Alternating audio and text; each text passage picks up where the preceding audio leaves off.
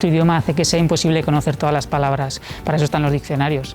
Una cornucopia de palabras, algunas de las cuales nos taladran como un berbiquí. Yo he tenido que buscar el significado de 2 de ellas, al menos en esta frase.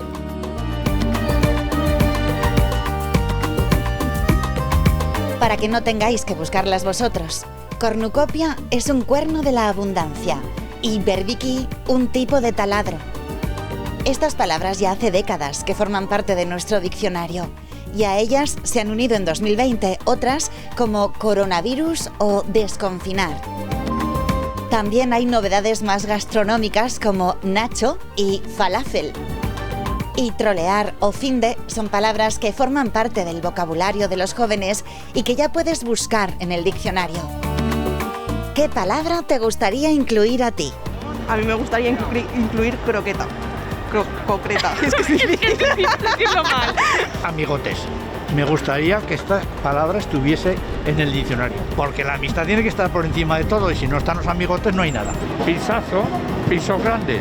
Alguna como machirulo y eso que me hace mucha gracia. Meme me gusta. Nuestro idioma está abierto a todo tipo de aportaciones, hasta palabras que en realidad son marcas registradas, como celo, futbolín, tirita, botox, gominolas o licra. Forman parte del lenguaje cotidiano y están recogidos en el Diccionario de la Lengua Española.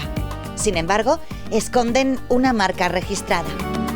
Existen en total 129 de estos términos que por su éxito se han integrado en nuestro idioma.